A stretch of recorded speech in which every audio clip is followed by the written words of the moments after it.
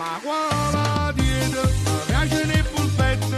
Perché io ho vinto io, ma abbiamo vinto tutti insieme. L'estate che ricorderemo come quella degli europei, ma anche quella della tua canzone, una canzone che conoscono tutti, che tutti cantano. Da dove è nata questa idea, Luca?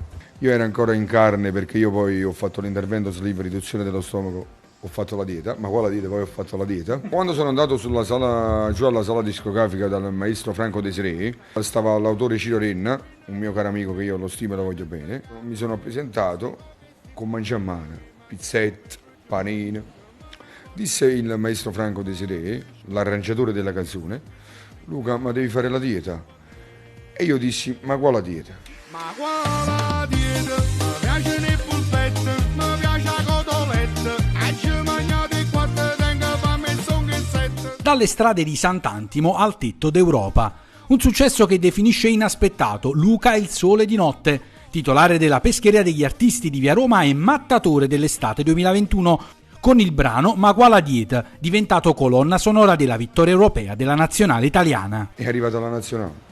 Sono quasi un 15-20 giorni che io ancora non riesco a realizzare tutto ciò. Infatti loro l'hanno cantato proprio come Forza Fortuna.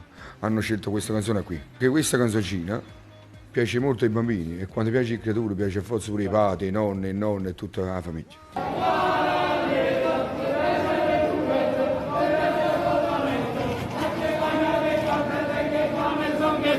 Diciamo un po' i tre napoletani, di più un po' Lorenzo Insigne, perché ascolta sempre le canzoncine napoletane. Però anche Ciro Immobile, perché Ciro Immobile già dall'anno 2018 mi risponde sempre sui social, su Instagram. Di mezzo due grandi passioni, quella per la musica e per il suo lavoro. E io non andavo a scuola perché amavo il mestiere. A 32 anni ho una posizione, un mestiere, perché la prima cosa a me viene il mio mestiere. Questo è tutto un di più, è un divertimento.